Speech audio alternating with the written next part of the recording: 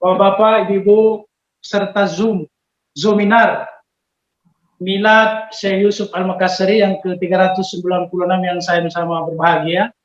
Alhamdulillah pada malam hari ini telah hadir di tengah-tengah kita pembicara yaitu Mursyid di tempat Syekh Wamaka. Kemudian pembicara selanjutnya adalah Bapak Profesor Dr. Mustari Mustafa, juga sudah hadir di tengah kita. Assalamualaikum warahmatullahi wabarakatuh. Assalamualaikum warahmatullahi wabarakatuh. Waalaikumsalam warahmatullahi wabarakatuh. Bismillahirrahmanirrahim. Alhamdulillah. Assalatu wassalamu ala Rasulillah sallallahu alaihi wa ala alihi wa sahbihi ajma'in. Asyhadu an la ilaha illallah wa asyhadu anna Muhammadan abduhu wa rasuluh. Hadirin, hadirat yang saya muliakan. Nah, saya diberikan tema tentang pemikiran Syekh Yusuf dalam tinjauan filsafat. Tinjauan filsafat itu memang sangat luas. Saya ingin memulainya dari sisi filsafat itu sendiri. Kan kita pernah mendiskusikan posisi filsafat Syekh Yusuf dari sisi timing waktu. Tadi oleh Bapak Ketua Al-Jam ya sudah menjelaskan kelahiran Syekh Yusuf di awal abad 16. Nah, awal abad 16 itu sejarah filsafat sedang memasuki fase di mana filsafat dalam hal ini filsafat Eropa, filsafat Yunani memasuki satu fase di mana perkembangannya yang dari awal lebih didominasi oleh kekuatan akal atau logosentris, kemudian masuk ke satu kecenderungan berfilsafat dengan dominasi agama. Dalam hal ini agama Semitik, agama dari Timur. Dalam hal ini sebetulnya adalah agama Nasrani dan kemudian agama Islam. Karena kita tahu bahwa agama Islam lahir di sekitar abad ke-5 atau abad ke-6, 7 Masehi. Dan pada saat itu filsafat di Eropa sedang mengalami kemunduran. Orang menyebutnya seperti itu. Kemunduran karena apa? Karena karakteristik filsafat itu kan lebih mengandalkan eksplorasi atau pengembangan akal pikiran, gitu, pengembangan logos, gitu. Dan itu dimulai dari sekitar 6-7 abad sebelum Masehi sampai lahirnya abad pertengahan ini. Dan ketika ada perjumpaan agama dari Timur, peradaban-peradaban Timur, dan kita tahu di Timur itu ada 4 peradaban besar, di samping Islam juga ada peradaban Konfusianisme, kemudian Buddhisme, kemudian Hinduisme.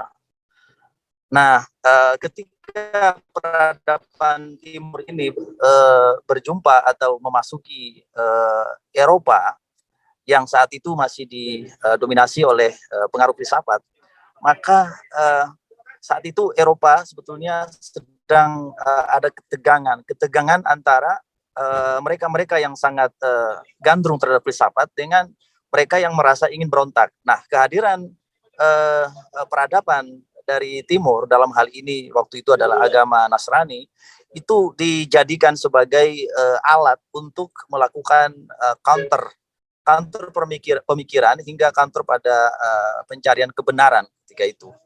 Nah, kebetulan karena saat itu yang memenangkan ketegangan atau katakanlah konfrontasi ini adalah kekuatan atau pengaruh agama atau Kristen itu, maka filsafat kemudian berbelok karakternya dari kekuatan logos atau logosentris kepada kekuatan theos atau theosentris ketika itu. Hingga saat itu orang menyebutnya saat itu kejadiannya adalah kejadian the Dark Age atau abad ke-8 dalam filsafat. Nah, singkat cerita, ketika Islam sudah muncul di Timur mulai abad ke-7 Masehi, saat itu kan masih pengaruh atau bimbingan Nabi, kemudian para sahabat. Nah, pada zaman khilafah, terutama pada Khalifah Abbasiyah dan pada kepemimpinan Harun ar-Rasyid al-Ma'mun, filosof atau ilmu pengetahuan diberikan ruang yang cukup besar, sehingga ilmu pengetahuan sangat maju, dan justru saat itulah apa yang sudah terkubur di Eropa, pemikiran-pemikiran dari filosof Yunani dan seterusnya itu kemudian dihidupkan kembali oleh filosof-filosof Timur Tengah. Dan awalnya filosof Timur Tengah ini lebih dipengaruhi oleh pemikiran-pemikiran seperti Thales, orang Yunani kuno itu, kemudian pemikiran seperti Demokritos yang lebih mengandalkan kekuatan akal. Tetapi kemudian mereka sedikit agak terperangah ketika membaca pemikiran Plato dan Aristoteles. Karena Plato, Aristoteles ini lebih mengembangkan pemikiran tentang adanya kekuatan alam semesta, kekuatan causa prima. Memang tidak disebutkan sebagai kekuatan Tuhan, tetapi mereka menyebutkan bahwa alam semesta ini ada yang mengatur. Nah, inilah perjumpaan antara pemikiran Islam dari Timur yang sudah mulai memasuki Eropa dengan pemikiran Eropa ketika itu yang masih didominasi oleh pemikiran Kristian atau Nasrani.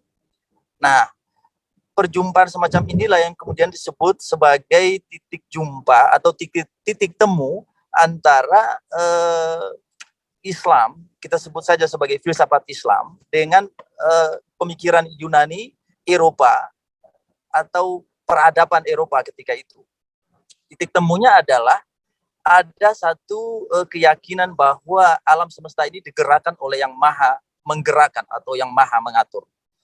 Dan kemudian filosof-filosof Timur Tengah ini mengembangkan pemikiran Yunani yang hanya dibutuhkan semacam legitimasi atau justifikasinya. Ya katakanlah sederhananya adalah tinggal menguatkan dari sisi dalil-dalil. Dalil tentang bahwa alam semesta diciptakan dan seterusnya. Ini adalah perdebatan panjang di Eropa ketika itu. Nah, saya persingkat karena waktu, sampailah di awal abad ke-16 itu munculnya Tuan Tasalamaka Syekh Yusuf yang awal-awal kehidupan beliau melakukan pengembaraan pemikiran hingga kita tahu beliau lebih cenderung kepada ajaran tasawuf begitu. Tasawuf ini merupakan ajaran pokok atau semacam masterpiece dari karya dan pandangan-pandangannya. Dan saat itu memang filosof Timur Tengah, filosof dari Muslim memang sedang gandrung terhadap spiritualitas atau pemikiran filsafat yang lebih berhaluan atau berkarakter tasawuf seperti itu. Sehingga saya melihat bahwa kalau kita membaca karya pemikiran Syekh Yusuf yang lebih banyak bernuansa atau berbasis tasawuf, itu karena memang ada semacam kecenderungan ketika itu, kecenderungan untuk mengembangkan pemikiran atau logos dengan semangat atau karakter tasawuf begitu. Nah, pada saat saya menganalisis dari sisi filsafat tentang pemikiran Syekh Yusuf, saya melihat misalnya dari sisi ontologi, karena filsafat itu kan ada kajian tentang hakikat, tentang realitas. Kajian hakikat itu menyangkut apa fundamental, apa substansial dan radikalitas dari satu realitas. Fundamental itu adalah kajian yang menyentuh hal-hal yang bersifat mendasar, dan substansial itu hal yang bersifat hakiki, dan radikal itu adalah hal yang bersifat menyentuh hingga ke akar-akarnya. Jadi ada 3 kata kunci kalau kajian filsafat yang sering ditemukan, yaitu fundamentalitas, radikalitas, dan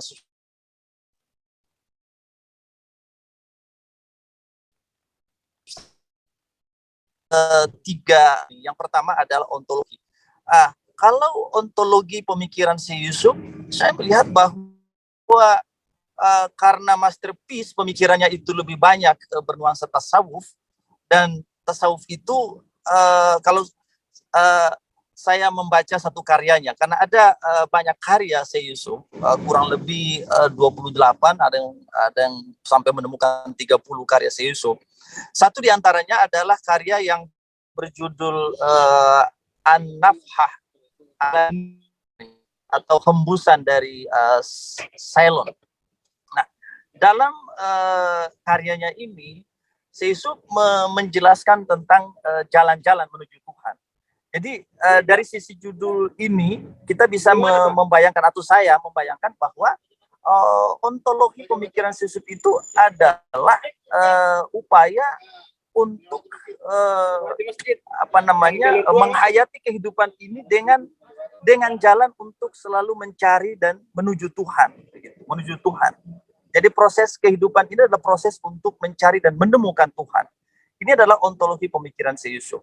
Nah, dari sisi ontologi ini saya melihat bahwa Yusuf membuat satu skema jalan menuju Tuhan itu sekurang-kurangnya ada 3. Jalan yang pertama adalah jalan lahiriah. Jalan lahiriah itu disebutkan sebagai jalan yang misalnya dengan banyak sholat, banyak puasa, banyak zakat, dan seterusnya. Ini adalah jalan lahiriah. Kemudian jalan yang kedua adalah jalan batiniah. Jalan batiniah itu adalah jalan dengan cara untuk selalu menghindari dari keburukan-keburukan, menghindarkan diri dari perbuatan-perbuatan dosa. Dan jalan yang ketiga adalah jalan zikir. Dan zikir ini saya melihat bahwa menjadi satu jalan yang ditempatkan sebagai jalan puncak, jalan puncak. Nah, untuk mengembangkan 3 jalan menuju Tuhan ini, ada 10 syarat yang disebutkan oleh Yusuf, sebagaimana dalam buku atau karya atau naskah An-Nafhah As-Ceylaniyah atau hembusan dari Ceylon ini. Yang saya masih ingat tentang 10 syarat itu adalah antara lain adalah banyak bertaubat kepada Allah, kemudian benar-benar tawajuh kepada Allah, menghadapkan diri kepada Allah dalam setiap kehidupan. Kemudian zuhud itu adalah selalu sadar bahwa hidup ini oleh Allah Subhanahu wa taala. Innalillahi wa inna ilaihi rajiun. Kemudian syarat yang lainnya adalah syarat tidak condong kepada selain Allah Subhanahu wa taala, tidak condong kepada sesama makhluk, tidak condong kepada dunia. Tapi sebetulnya menurut saya juga di dalam karya-karya yang lain atau dalam riwayat Syekh Yusuf, kita lihat Syekh Yusuf itu di samping merupakan seorang sufi, tetapi beliau juga menjadi seorang ulama, cendekiawan, mubalik, bahkan menjadi seorang panglima perang. Berarti saya menyebutkan bahwa sosok sufi Syekh Yusuf ini bukan sufi yang ekstrim atau membelakangi dunia, hanya mementingkan akhirat, tapi ada kombinasi antara 3 tadi itu yang disebutkan oleh Pak Ketua, dan kita akan dengarkan dari Habib Pomakah beberapa saat ke depan, bahwa ketika beliau memimpin pasukan perang di Banten, kemudian juga menjadi seorang yang berguru kepada semua tarekat-tarekat besar, dan beliau mendapatkan sertifikat atau ijazah tarekat-tarekat besar itu, kemudian menjadi seorang hafiz. Jadi ada perpaduan antara sosok seorang ulama, teknokrat, cendekiawan, mubalik, sekaligus seorang sufi pada diri Syekh Yusuf. Jadi meskipun syarat-syarat menuju Tuhan ini beliau tekankan sepertinya ini membangun satu anggapan bahwa Syekh Yusuf ini lebih mementingkan akhirat. Ternyata tidak. Dan ini juga terlihat dari siapa guru-guru Syekh Yusuf. Guru-guru Syekh Yusuf ini banyak. Kalau kita lihat Imam Ghazali pasti itu Ghazali di samping seorang sufi juga seorang ulama. Kemudian Rabi' al-Adawiyah. Sosok Rabi' al-Adawiyah itu adalah sosok yang kita lihat memang dia lebih ke spiritualitas. Tetapi ada guru yang lain namanya Ibrahim bin Adam. Ibrahim bin Adam itu seorang bisnismen, seorang wira swasta, tapi sufi. Dan banyak lagi guru-guru Syekh Yusuf dengan tipikalnya masing-masing. Sehingga menurut saya bahwa Syekh Yusuf ini merupakan seorang sufi yang tidak membelakangi dunia, tapi dia membangun, kita sebutlah sebagai sosok yang sudah mencanangkan apa yang kita sebut saat ini sebagai ulama moderat, mengembangkan moderasi kehidupan. Lalu yang berikutnya adalah soal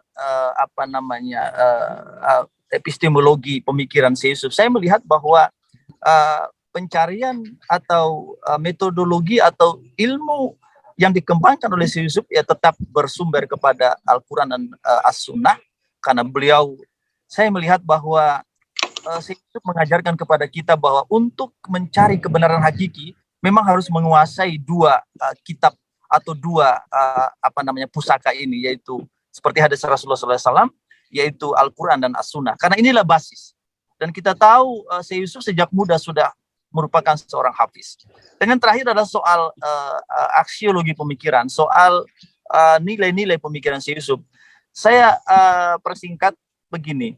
Ketika saya melihat Syekh Yusuf itu menjadi seorang penasehat kerajaan atau penasehat negara di Banten, kemudian juga di Afrika Selatan tadi, beliau merupakan inspirator pemimpin nasional Afrika Selatan.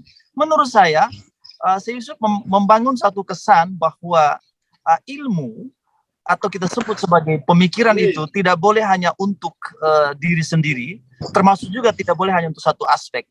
Ilmu itu harus memiliki implikasi dan berkontribusi untuk bangsa, negara dalam berbagai aspek kehidupan, untuk sosial, politik, ekonomi, dakwah, dan ilmu pengetahuan.